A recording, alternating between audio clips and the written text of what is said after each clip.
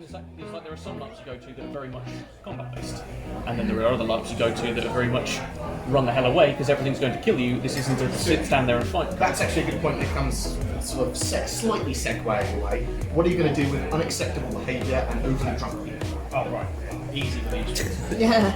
Got to be careful, it's in front of you. Yeah. So Safe space, safe space. So we. How am I getting dragged into this? I don't know. This is awfully unfair, isn't it? This is Staring at me and shouting safe space. Sorry. This is so unfair. Why? So we've got a strike system in place in this system where basically there is some rules in place that say which you sign up to when you sign up to membership and all that. You turn around and state these are things that are acceptable, these are things that aren't. There's going to be some rules which will be instant ban. If you are to do drugs, assaults, stuff like this that happens at the game, you're out. We don't care how influential your character thinks you are, blah blah blah. You're out the game. We don't want you. If you are someone who gets drunk at the game or aggressive at the game, you know when you're too much, that's a strike. Basically, a ref will come up to you and say the same way when you go to LARP when it's combat LARP, a ref can stop you and say you're too inebriated, you cannot go out on this skirmish. So what if you're in between? So obviously there's a clear line when you're too drunk and you're like, you should not have gone that way, strike. Is there going to be a warning from a ref like, I think you should take it easy? Oh yes. Cool. So A verbal just before that. Yeah. The rest will be monitoring the game, and if we see that someone has been necking it and they're getting louder and louder and louder and more boisterous, and you think to yourself, do you know what? No, actually, you're being this isn't your character. This is you as a person who's pissed. A ref will walk up and say, look, you need to calm it down. Maybe you should go outside and just Hopefully any serving staff would have prevented that. Exactly. And then if they then continue and they still continue with that, it'll be a warning, get out. And if it is something where it's quite extreme,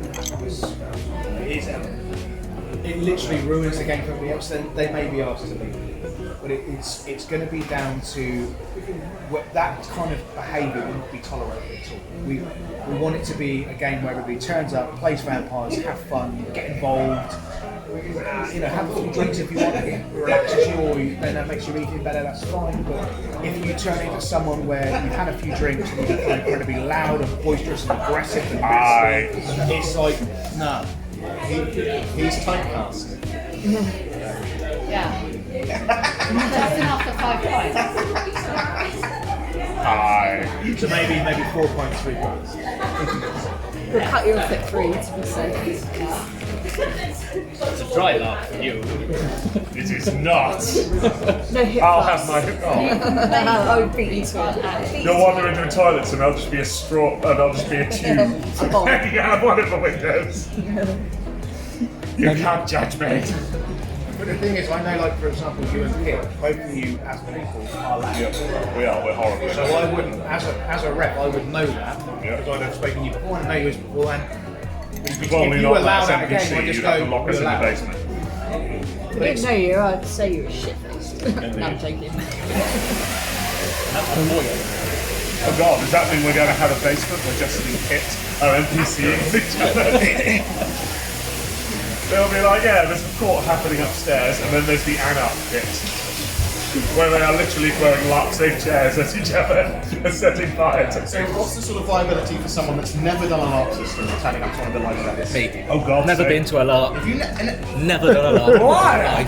No, I actually haven't. not saying. I seriously I have- assumed you're extremely experienced in LARP, Nope, but you I have never been to a LARP We're just in my Lord of the life. Mega Games. So Zane, for you, and let me know if any of this sounds like it wouldn't Weird. work. Yeah, if it wouldn't work, let me know. I mean, I know adjust. Vampire have run roleplay games, Yeah. played So- with people here. Before you turn up to the game, before you even encounter anybody else, you'll speak to a new player. Yeah. Someone like myself, or Kit, or someone like that, will come up and talk to you about the game, what to expect. We'll talk about you, talk about your character, we'll take you through character creation. Basically, you will feel comfortable about who you're about to play and the system you're going to play in. Now, we can't speak of everybody else involved, but you'll be comfortable. We'll also turn around to you and say that when you turn up to your first game, there's something you need to look out for. We'll give you a description of a character at the game that we deem to be the new player character, like a whole NPC. Yeah. And what this is, you can approach them at any time, and if you want to get involved in something, like you want to try down times out, or you want to try investigating something, or the puzzles that are at the game, or interacting politically, or whatever it is, you can approach that NPC, and and they will give you things to do. So that's always been one of my concerns about LARP is getting involved in. And that is why you So this character Yeah. will help initiate you or get you involved in stuff going on in the court. Especially if you don't know people, it's quite intimidating. This idea of turning up to something where lots of other people have been playing or know each other, and just being excluded from the plot, the character created So plot. it's for me like when I went to some of the big board game conventions, where you would see loads of people sat down playing board games, and I felt very uncomfortable approaching them, asking if I could play. But it was really good when there was a place I could go to where I kind of stand there, and people know I'm looking to play a game. Yeah. So then they can approach me at that space and go, "Hey, do you want to come and play an our game? We're looking for one more. We're looking for whatever. Do you want to play this?" And you can walk with them. And I want to do that in the LARP where there's a safe space you can go to and interact with the NPC and interact with people that are also looking at stuff to do, and he will give you things to do at the court. That will be things like, for example, I was talking the other night where I say he really wants to know what is on a certain person's watch face or something like that, or he wants a bit of information, or he wants that person's name or something like this, and then he will say, look, I think if you approach them and maybe speak to them and do this and say my name or whatever it is, and you can then engage, if you see what I mean, so they kind of help you in that regard. I mean, as I've never done a LARP, I've done a lot of role play and other things, but what do you actually do? Like in an evening, I turn up and I just drink and It's a chat. day in the life of Mark. Day in the life of a LARP. Like- Basically, as a tabletop, when you're playing tabletop, you have your character sheet in front of you, and then you role play with the people in front of you, right? The only difference between that and LARP is that character sheet kind of goes in your pocket until it's needed. You stand up, and instead of there being 5 people, there's now 20, and you engage them. Yeah. That's it. But instead of the story revolving around me, it's revolving around everyone. You are just a part in that. You are now. It can revolve around you if you want. It's your own individual story Yeah. that you're playing out with other people, and it's very much. That's what I mean. It's more about you creating a story, is it? You're Than, interactive. So because there's in a role play, you are kind of forced to be the main characters. yeah, you're the protagonist. Yes, or a computer game, or both other games. You don't want to be that. You don't have to be. Totally. Yes. What you want to be. The character that I used to You can play be at centre UKM attention if you want to be. was and if you I'm don't- no good for talking to loads of Find individuals. someone that wants to be centre So like, yes, I'm a hairdresser, or was a hairdresser, but in normal situations I find it hard to hold conversations, so I find a character where I literally eavesdrop, I listen in, heighten senses, and then go tell the wrong people the information and cause trouble and all Yeah. that I behind remember the that. scenes. Yeah. That's one of the other So major things. that's what I did. You don't have to engage in any plotline you don't want to. Yeah. It's your own story. Any of the plots you don't like, you don't want to be in it. I don't want to do anything. So one of the things we're very passionate about doing in this is that plots are there, encounters are there, things are happening, engage it or not. What happens is when we put them in place, they basically, this is the end point. If there's a player interaction, that end point changes.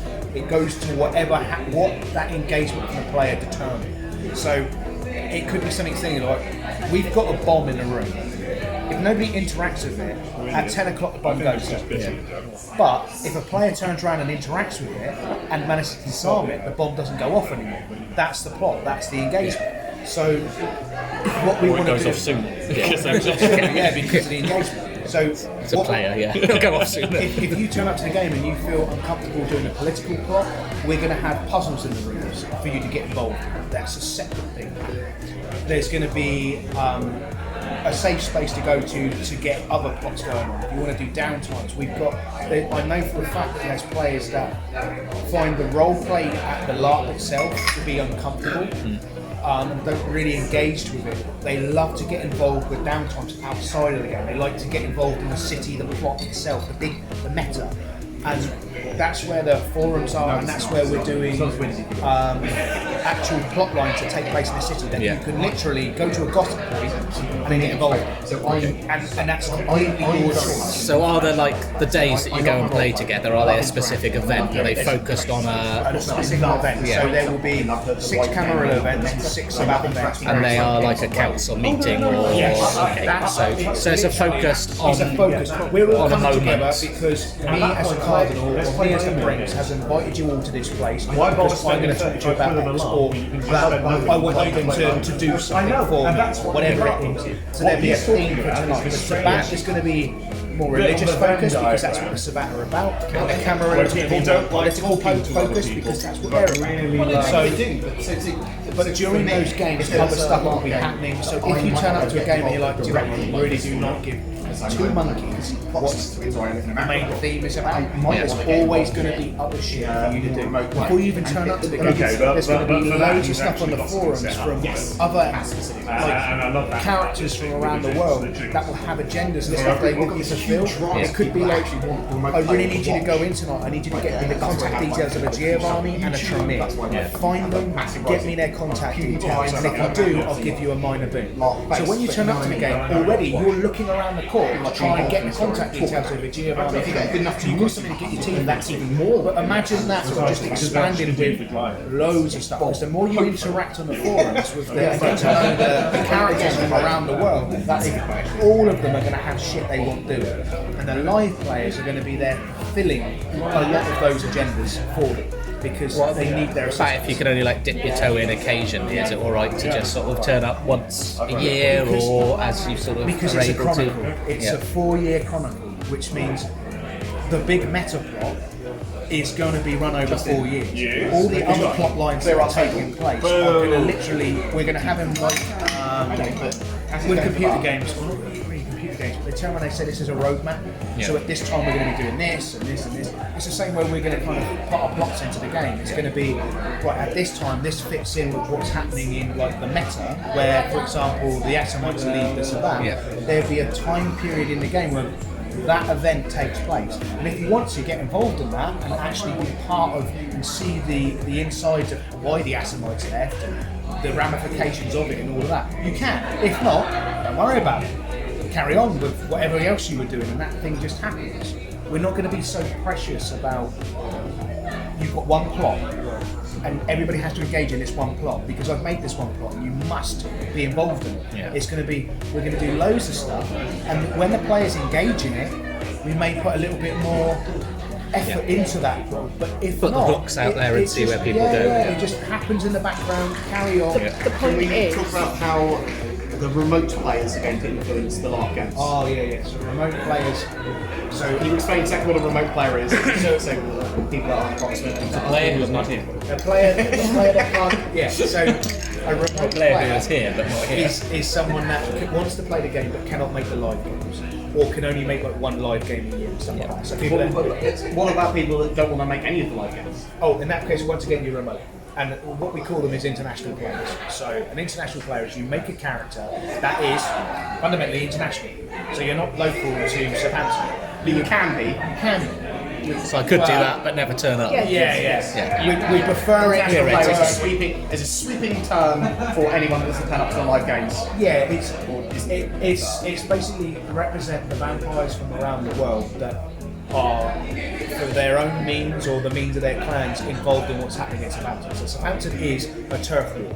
It's going to be the Sabbat and the Camera are fighting over control of Southampton because it's a fresh domain that's now become available that has never been available for either side before. Both sides have tried to take the city in the past, failed miserably because something happens to the vampires that turn up in the city all disappear and they can never answer the question why. But all of a sudden, things are going well for both sides. They've both got a foothold, if you see what I mean. And so internationally, clans are now vying over control and factions are vying over control of their city. So that's where the influence system comes in and the downtime for internationals. And the idea being with that is that the more control you take over the influence, the more power you have. And we call them power plays in the game, which are literally like unlocks. So every month, an international player can use one power play. The more influence you have, the more powerful that power play can be. It could be something as ludicrous as you can literally wipe the slate clean of everybody's influence in a postcode area. You can literally go, nope, nobody controls anything anymore. And that's huge power, but it's right at the top of the scale. So to do that, you would have had to have absolutely loads of police influence or street influence or whatever it is. once again, when we're doing the NPC thing, we'll play test through all of these because we'll run some scenarios. But at the moment, as it stands, it's like it's a power creep going up. The more you invest into controlling an influence, of course, the more power you would have to do shit with. So, as a remote player, how do I visualise my stuff? So, with the live games, are they going to be fully recorded? Is there going to be a record of them? Is there going to be a live stream? Is there that sort of stuff that I can watch live? If I'm an international player and go, ooh, I can see how my effects. It's going to be. We will record the games out of character. We're going to be doing documentaries of the setup of the game, how the game went, ref's point of view, player point of view, interviews, Live streams, Spot the YouTuber. Yeah. we want to make it so if anybody else is making a Larp, they can see this kind of stuff and learn from it, etc., etc. But as far as the international game goes, if international players want to know what happened at the court, they've got to speak to the live player person, as in they've got to build up that contact and that information base. What the live players do to interact, to kind of be of import, is to go, when the live players want to do things like investigate an area or do a plot line or feed and stuff like this, if an area is under their control of their Austin Alvin, so I need to go move the car. So the idea is that the international players are the ones that will literally take control of the city, and by doing so, the live players will benefit from that control. Okay, so the remote players don't have an effect necessarily directly on the live games as they're happening live. But up to it and afterwards they can create. Yeah. What kind of time investment are you expecting like international players to have? Like, are you expecting like an hour a week? As much or as little as they want. Because there's got to be a sort of generally like, if I invest an hour a week, am I going to be doing enough? Yes. You know, if you invest an hour a week, basically you've got 6 downtime actions in a month. Yeah. That's how you will gameplay wise affect the game. But the forums are where your interaction goes. So you can invest as much or as little time in that as you want, and that's where you can then, I don't know, like manipulate or build your power base or push your agendas or deal with them, because there's going to be plot happening for international players. Because the idea is it's like the live players have got their plot happening here that's local. Yeah. You have There's a world plot going on, which the international players are involved in on the forums. Don't worry about it. I'm going to talk to him after the video's done. Is it that? No, It's good. Just the general smell. Joking. I was going to say, you smell beautiful when you after shoot. Yeah. You got used to it, Katie. It's fine. So other than the smell, the idea is that the international players will use forums to kind of engage with people. Just as someone that doesn't tend to have that much time to invest in things. International people have plot, and the live people have plot, and they need to tell each other about the plot in order for the big plot to move forward. For avoidance of confusion, I have an idea for Mark's game which I'd like to talk to him about, but I'm not sure if it's appropriate for his game, I'm not sure if it's sensible for his game. I'm going to say, I want to do this to Mark, and him go, yeah, that's a great idea, and it'd be a stupid idea. Just because we're in a pub together. Which would be that I quite like the idea of live streaming, at least from one camera, what's happening at the events, and then having the international players somehow affect that. Yeah. But that might be madness and impossible. If you to set do. it up like a couple of CCTV cameras, you could flick between type of thing, But- then that would be quite fun. that So would be a it's really cool literally idea. as much as you could. Yeah, because you don't want someone with a live stream trying to walk around. It's impossible to follow a plot. Oh no, You can we would want pick that. up little You'd want bits. something that the potentially international players could influence, and then the other players could interact with Yeah. the international players at the same time. Yeah. But would actually be viable to do in a game. That's the other thing. There's a load of cool ideas you can have, but what's actually viable to do is very different. But I think So that'd this be a is good idea for definitely me. right. Because if we were to do a live stream of what's happening in the game, thanks to Facebook, we could easily set up a Votes and a Facebook. You basically have one of the refs that sits there with a live chat going on from a stream on a live Facebook stream that can hear muffled because it's not great, but they can see and hear the call. And if they want to interact and do something, they can then communicate that. So, because it's easy to do. If you've got like, Can you imagine, for example, can you imagine someone, okay, so an international player that's got near top tier or high has a goal at court, and then they can directly interact with the goal at court. right, that's something we will prevent. International players cannot have a physical representation of their character at the live game. But could they have a goal? No. What they can have a live player that is willing to give them a physical representation. Which means if there's a live player that's willing to sit there and film and speak to that international player and get them interacting, that's fine. We may be able to put it where there's NPCs, or there may be that international player who has enough influence over particular. Let's say a court's being held in a building that the international player has that has influence over. There's nothing to stop them from tuning in and watching the live feed of what's going on in their building. So it's almost a keeper of Elysium because they've created the Elysium and it's theirs. Why not?